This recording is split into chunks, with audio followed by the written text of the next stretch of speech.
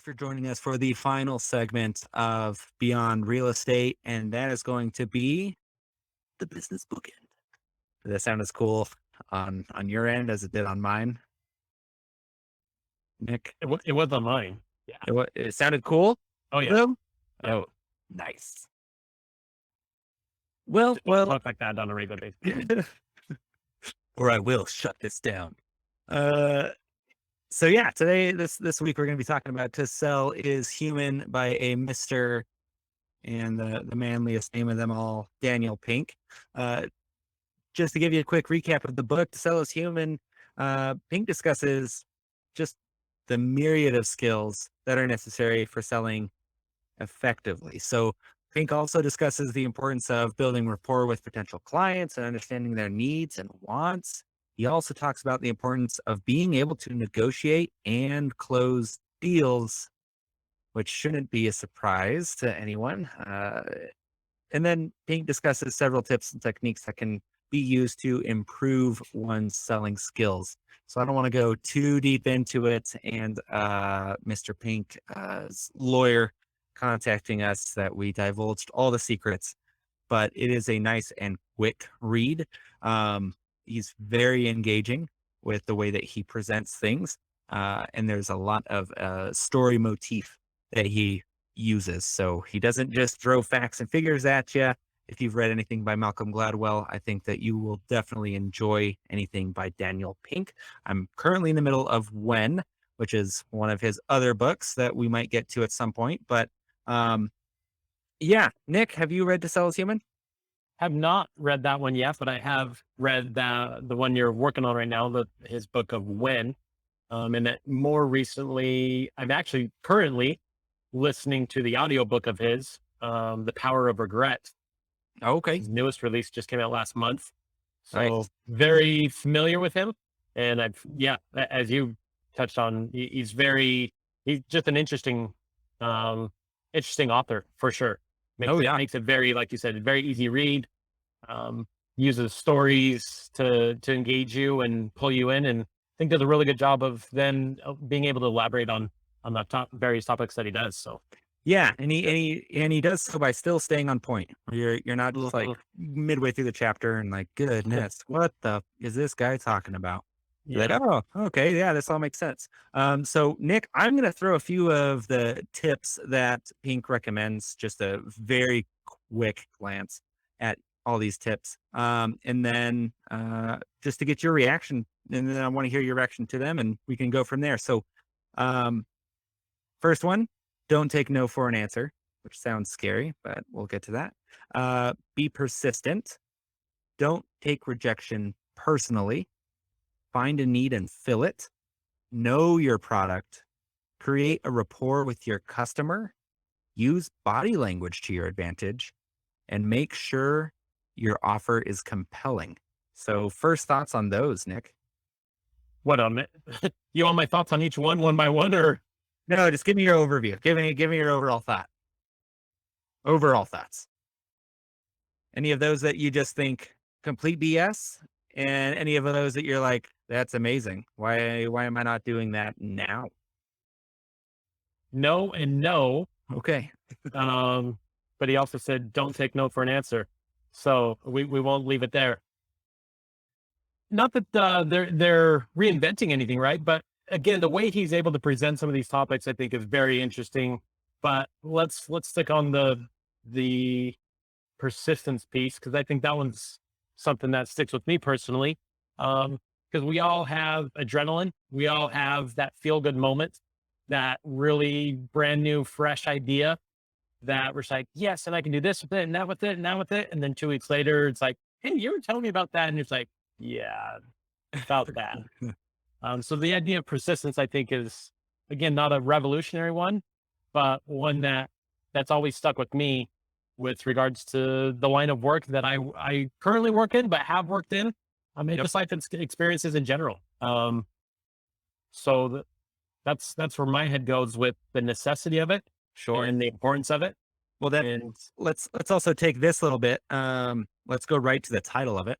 Yep. To Sell is Human. He also talks about how selling has so many negative connotations with it Mhm. based on the old timey sleazy. And he talks about this, uh, used car salesman with a bad suit, and he's just trying to get you to buy, and he ain't gonna take no for an answer. And he brings up the interesting point that, hey, you all of us are selling constantly, whether it's you're trying to like what let's back up a second and define what selling actually is and how we all do it. And it's to get someone either to give you time or give you money or give you something that is your objective, right? So even if you're asking someone for the seat on a bus, you're technically trying to sell them on you getting to sit instead of them. We all do it. The stereotypical Karen does it to an extreme degree, and Karens are the used car salespeople of people. So this is. I'm glad you like that analogy. This is an interesting concept. So on that concept alone, that selling is innately just aspect of human existence. Um, what do you think about that? And do you think what's the right way to do it, and what's the wrong way to do it when it comes to selling with that as a base concept? Yeah, two things come to mind. One being the idea of selling to me is the idea of giving something of value. And I think, like you said, it has not just recently, but for so long had a bad connotation to it of sleaziness and whatever. It's like if we pose a question to our audience, what's the first thought that comes to mind when you hear the word selling? I can't imagine anybody probably thinking of a nice guy that has the best of intentions. And like, I think that, and that's unfortunate, Yeah. but we have media and movies to thank for that too, right? We've just embraced it. So unfortunately, it's those of us that are in this space that don't fit that mold have to try to unravel years of an idea and a concept that has been accepted. So that's a challenge, but that's where my head goes. Is that's really what selling is giving something of value. Uh, And then you alluded to we're always selling something every day. I think that's interchangeable with negotiating, right? You're always Yeah. negotiating with your kid. No, I don't. We're not going to play right now. We'll play twice as much tomorrow or Yep. this weekend or whatever the case is. That's negotiation. That's selling. However, whatever word you want to use, I think those are interchangeable. And they're a tough Um, customer. Like, let's not right. They're like, why? And you're like, oh my God. Because I try so hard not to use the because I'm the parent and you have to listen to me. That's like the one that I always try to avoid. And I do a pretty good job of it, but there are some times and you're just like, I don't know why you can't have Cheetos at, 8 o'clock at night and you say you're hungry, but you can't because you're gonna have poor health. And it's like, well, why is that? I'm like, good Jesus. I don't know. All right, kid. I've never claimed to be infallible.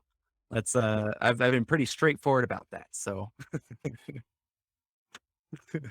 Uh, but no, I love that. And so when it comes to selling though, um, one of the things that Pink also likes to talk about is that being a good salesperson is not a um, just a trait that one is born with. I think we all think of the uh, what's the extroverts that are able just to talk to anyone and everyone in the room, become best friends with everyone, and at the end of the day, everyone just wants to buy from them, and that's what a good salesperson is. real quick, Jay, Yeah, jump in. Something that I came across recently is think about the concept of introverts and extroverts. Who dubs you as an introvert, right?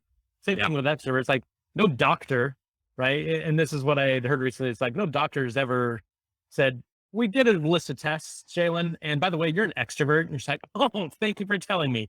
Like we tell it's our self talk, right? yeah, And it's what we're confident and comfortable doing. I think that's an interesting one though. Is that it's self diagnosed. yeah. That's the whole idea of being an introvert or extrovert, and then we live within those parameters. 100%. And if you want to self-diagnose yourself, Daniel Pink actually has an introvert extrovert test on his website that he plugs a few times throughout the book. So, so but that's again, it's you valuing you saying, what am I in these situations? And you can, of course, the next time you go out, it's like one of them that he referenced, that I just remember is, are you the life of the party? Right. And it's like, sure, maybe you're generally not the life of the party, but next time you go to a party, you could make that conscious decision of like, I'm going to be the life of the party and meet everyone. And it's like, well, now you just kind of changed your own view of what you can be. And so, um, I think that goes right to what I was going to ask though was like, do you feel like it's innate or that it can be a learned characteristic? Uh, it sounds like you say it's learned. Is that accurate? Yeah. And I think it's learned because it comes back to self awareness. I think some people just don't choose not to look at themselves as the change. Yep. Isn't that Gandhi's quote? Be the change you want to see in the world. Yep. Um, and it kind of goes back to you. You can relate that to self awareness. It's like, again, we live in the walls that we tell ourselves. We live Yeah. within those parameters, and that whole intrinsic, extrinsic piece, I think, fits that mold. Yeah. In which case, I'd say it's learnable. 100%. And so what do you think makes a good salesman? And before you answer that, I'm going to jump into one other aspect that, Pink talks about, and then I want to hear your answer. So he also talks about, back in the day, so 70s, 80s, previously, before the internet made any and all information so prevalent, the sellers had all the information. The sellers could tell you this is a good deal. You wouldn't know otherwise. And so it was always buyer beware. He shows and explains that it's no longer buyer beware, it's seller beware because sellers can look up any and everything. And so the job of a salesperson is no longer to just get a sale, but instead not to, let me correct that. The job of a salesperson is no longer just to give information, but it's actually to be a guide and an advisor of the information that's out there. Uh, so, with that in mind, what do you think makes a good salesperson? Intent. Intent. What That's a what good is, one, Lord. yeah, what angle are you going at it from? Is it for me or is it for you? And as you just alluded to, when you and I have the same information, but my intent is to get a sale and to ask questions to say, how do I get you to make a sale versus how do I help you make the best decision for you? Give an example for me in my space. I am 100% okay with having a seller consultation and advising that individual if it's in the best scenario for them to use an iBuyer because they need to Yep. get out quick.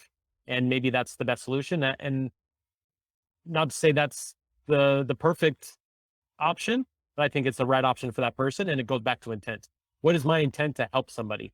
And Yep. if my intent is for me to get the sale, then I would never offer that solution, nor would I have that discussion. Right. Yep. So that's my first thought. And is a quote that's always stuck with me when it comes to our space of sales is stop trying to be interesting, start being more interested. Be more interested in what people have to say versus thinking of just the response and saying, yeah, but did you know this? Yeah, but are you going to do it or not? 100%. Yeah. It becomes more of you do have to take that advisor role. You can't just, people don't want to just buy from anywhere. And this is a big thing, and I think that this ties right into this whole book is you are purely a commodity if you try to just sell the commodity. Whether you are a financial advisor in any form of sales, but financial advisor, real estate, mortgage, if your sole purpose of talking to people is to try to get them to sell or buy something, then you are doing just a race to the bottom. You are no more special than whatever form of automated BS is already out there that you constantly lament against. And we all have it. Oh, that software, ours is Rocket Mortgage. Ah, Rocket Mortgage. I can't believe. Yeah, if you want to not have your loan closed in 3 months, people don't care. If you're making it, well, you're just going to talk to me for 2 seconds, and then this guy's going to talk to me for 2 seconds, but this guy's going to cost less money. Perfect. I don't care if I mean, sure, it's going to be frustrating. I'm going to hate the whole experience and it's going to be awful, but at least it was the least amount of money. And so you have to show that value. Remember, one of the make sure your offer is compelling was the last little thing there. Yeah. If you're just there trying to sell, it's like, well, then no one cares, especially insurance agents. Let me tell you something, insurance agents. If you call anyone about insurance, they will not care. It's the same thing with mortgages, but mortgages are a little bit better because not everyone needs mortgages every single year. Uh, but let's get this straight. No one cares about insurance or that you sell it.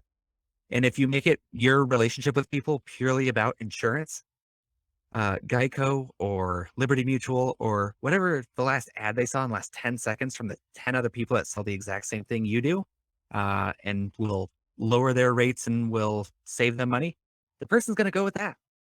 You're making it purely about a commodity. Insurance people are definitely the most guilty with it.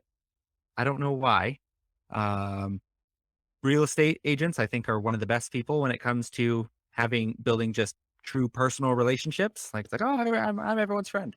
But insurance people do not have that mindset, or at least the bad insurance people. There are tons of amazing insurance people. Don't get mad at me, but, yeah. So on that note, with how many people and spheres and connectivity, and we talked about this last week, connectivity, thank you for being late. Do you think there are more opportunities to sell then today than there's ever been, Nick? And this will be our last question because I think we're running up on time here, but would love to hear that with all the connectivity. Is there more opportunities, or do we fall into we're now even more disconnected than ever? And that includes just doing something like helping someone out buy a house or get better insurance or have an estate plan. Some of that, some of my answer will go into the idea of it depends how you see the world. Do you see it Sure. as a world of abundance where there's plenty of opportunity, or do you see it as a world of scarcity and saying there's only so much to go around? I think those are two different mindsets that will take you down two different paths with regards to trying to find solutions and opportunities to provide value and to sell. Um, and on that selling note, something else that's always stuck with me is people love to buy, they hate to be sold. Yeah. 100%. When Yeah. they go into a store, they don't want, if they're looking for shoes, they don't want to be sold the shoes. They want to say, I bought that. Um, Yep. and I think that's something, again, it's always stuck with me. And I think it's an interesting perspective to have Yeah. because it's just how do you help facilitate their experience, right? Whether it is helping buy or sell a home, you're just facilitating that experience, trying to make it as smooth as possible, in many cases, as quick as possible, um, and in its seller's position for as much money as possible most of the time, right? So depending on what your niche is. So I think it goes back to there's a ton of opportunity because of the tools that we now have that our parents and our grandparents didn't have. I think there's so much more opportunity to to I guess bring delight and look at things a different way because now you're able to look at it a different way. You didn't have the options that you did before. So Yeah. my long-winded answer for saying I think there's a lot more opportunity Yep. than less. Yeah, I would agree. And it's to the point that you were saying, and kind of what we touched on. Just make sure that when you're with all those opportunities, you're showing the value. You're just showing the value in what you have to provide and why it makes sense to go with you because of the value you provide to your people. Um, if you're reaching out to someone without value, they're gonna stop picking up that phone. They're gonna stop responding to that email pretty quickly. And I think that's any of us would do that. So it's not cracking the code by saying provide something of value. It's just doing it's treating others how you want to be treated, but more importantly, treating others how they want to be treated, not just golden rule, platinum rule. And yeah. So I think we can all be better in that. But so the first thing you need to do when you have a problem is acknowledge there's a problem, and the sales world, I think, is getting better at that. But yeah, that's all we got for today, Nick. It was a pleasure as always, and I'll let you sign us off. Deal. Guys, wherever you may be joining, thank you. Good morning, good afternoon, good evening. And hopefully we'll catch you here same time, same place next week. Thanks again.